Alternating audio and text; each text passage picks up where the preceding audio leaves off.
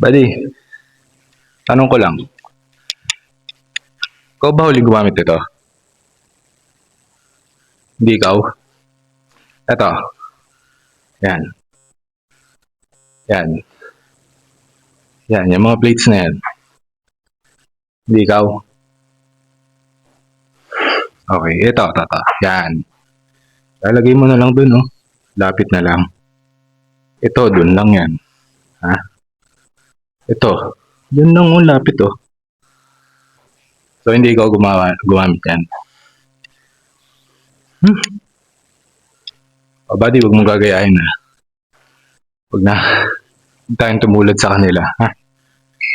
Basta tayo, kung gawain nila yan, tayo hindi, ha. Ibabalik tayo ng plates. Kasi, buddy, nakaka-aksidente yan. Ha? Yan. Puti sana kung pag napatid ka dyan, kutsyon ang babagsakan mo. Okay? Yan, o. Saka respeto, buddy. Respeto sa mga susunod na gagamit.